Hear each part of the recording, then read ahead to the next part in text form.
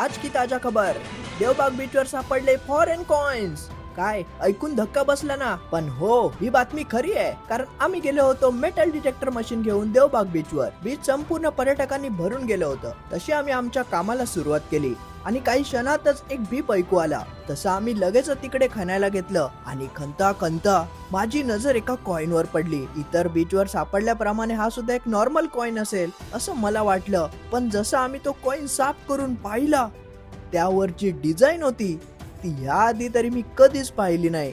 कारण तो कॉइन भारतातला नव्हता, तो एक विदेशातला कॉइन होता.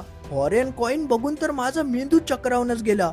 ट्रेजर हंटिंगच्या या प्रवासात आम्हाला सापडलेला हा पहिला फॉरेन कॉइन होता, ज्यामुळे आम्हाला जबरदस्त धक्काच बसला. तेव्हा मात्र देवबाग बीच किती फेमस आहे याची आम्हाला खात्री पटली. पण हा कॉइन कुठल्या देशाचा होता हे काय आम्हाला समजलं नाही. पण तुमच्या ओळखीचा असेल तर नक्की कमेंट मध्ये सांगा. त्यानंतर आम्ही अजून ट्रेजर हंटिंग केली आणि नंतर बघता बघता एक दोन नाही, तब्बल चार फॉरेन कॉइन्स, ते पण वेगवेगळ्या देशाचे आम्हाला तिकडे सापडले. याचा संपूर्ण व्हिडिओ यूट्यूब चॅनल बोकोबा बीप हंटर यावर अपलोड केला आहे. यूट्यूब चॅनलची लिंक मी बायो मध्ये टॅग केली आहे. तिकडे जाऊन डायरेक्ट तुम्ही यूट्यूब चॅनलला भेट देऊ शकता आणि ते कोणते कोणते कॉइन आहेत ते नक्की बघा आणि इथे सुद्धा फॉलो करायला विसरू नका.